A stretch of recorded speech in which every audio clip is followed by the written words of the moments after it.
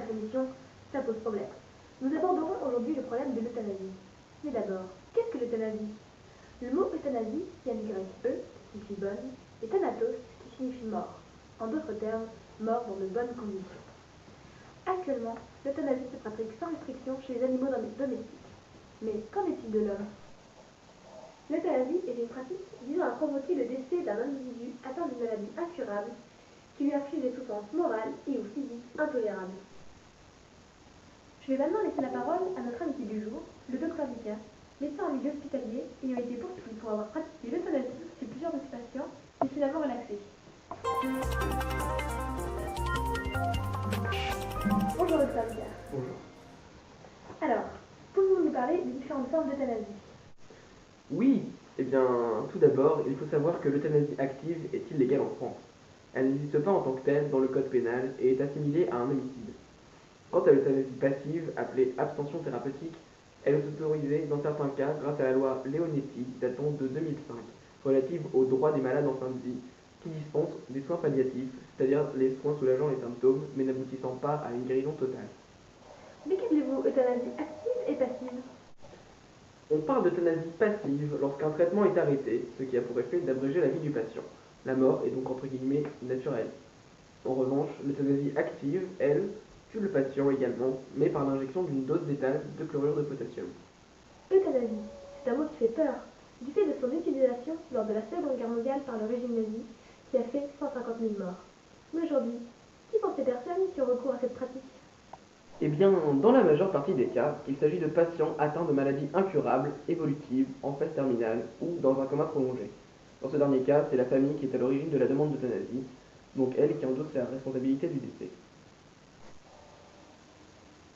Nous allons voir le cas de Rémi Salva. Lourdement handicapé, il s'est suicidé après un refus d'euthanasie. Un documentaire présenté par Philippe Blanche. Sur cette cassette, les derniers mots de Rémi Salva. Ma maladie me détruit en augmentant très vite. J'ai décidé donc de me suicider.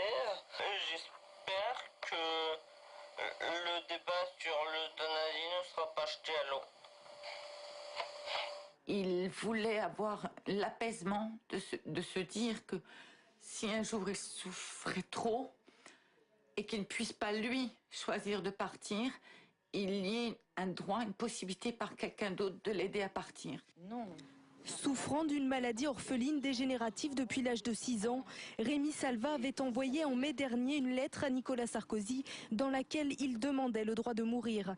4 jours avant son suicide, il avait reçu la réponse du président de la République qui excluait tout recours au suicide assisté. Marie Imbert, qui avait aidé en 2003 son fils handicapé Vincent à mourir, ne s'étonne pas de cette nouvelle affaire. Le gouvernement ne veut pas entendre la voix des gens qui souffrent. Et c'est pas avec la loi actuelle qu'on arrivera à faire quoi que ce soit. Il faut que les gens puissent avoir le choix. La loi sur la fin de vie, dite loi Leonetti, autorise depuis 2005 les patients à se laisser mourir. Elle ne permet pas en revanche l'euthanasie active, comme cela se pratique en Belgique et aux Pays-Bas. Comme nous l'a précisé Sylvie, certains pays tels que la Belgique ou les Pays-Bas permettent également l'euthanasie active. Mais celle-ci est strictement réglementée pour éviter tout abus. Docteur Vika, pouvez-vous nous en parler? Rien ne doit être laissé au hasard. 3 conditions doivent être respectées. Premièrement, le patient doit être majeur ou mineur émancipé, capable et conscient au moment de sa demande. Deuxièmement, celle-ci doit être formulée de manière volontaire, réfléchie et répétée, et ne résulte pas d'une pression extérieure. Et troisièmement, le patient se trouve dans une situation médicale sans issue et fait état d'une souffrance physique ou psychique constante et insupportable, qui ne peut être apaisée et qui résulte d'une affection accidentelle ou pathologique grave et incurable. Et bien évidemment, le médecin doit être également consentant. Évidemment. Bien. Nous allons maintenant accueillir un autre invité qui a un avis opposé. Marie-Constance du Club Piniel. Marie-Constance, merci de rentrer sur le plateau.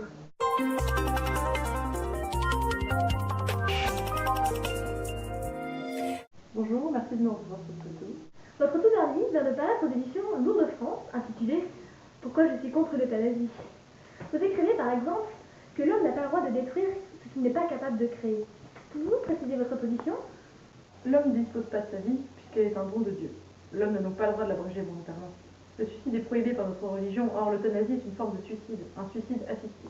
Mais que faites-vous de la souffrance à la fois physique et morale qu'endurent les malades et leurs familles? Se suicider, c'est rejeter le don absolu de la vie, c'est rejeter l'amour, c'est refuser que la vie terrestre puisse déboucher utilement sur une vie d'amour infini que Dieu propose. Donc que l'homme puisse souffrir pendant sa vie terrestre n'est qu'un aléa inéluctable. Dans votre livre, vous écrivez également que tout le monde n'est pas égal face à la maladie. Que pouvez-vous nous préciser là-dessus? Oui, en effet, les familles les plus pauvres peuvent exercer des pressions sur le malade afin de limiter les dépenses trop importantes de santé qu'ils ne pourraient assumer. Sans parler des risques de dérive, l'euthanasie est idéale pour dissimuler un meurtre. Justement, le fait de légaliser cette pratique éviterait les abus de ce genre et permettrait de la contrôler au maximum. Les malades et les médecins n'agiraient plus clandestinement.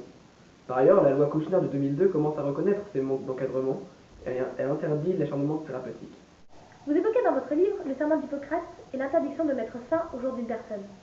Que pouvez-vous répondre à cela, docteur Lucas? C'est une question délicate. Il est vrai que je n'ai pas le droit d'abréger la vie d'un patient, mais il faut à un moment donné prendre en compte la souffrance. Et s'il désire vraiment mourir, je pense qu'il faut l'aider, même si ça va à l'encontre du serment d'Hippocrate, et ça nécessite un cas par cas difficile à gérer par la législation.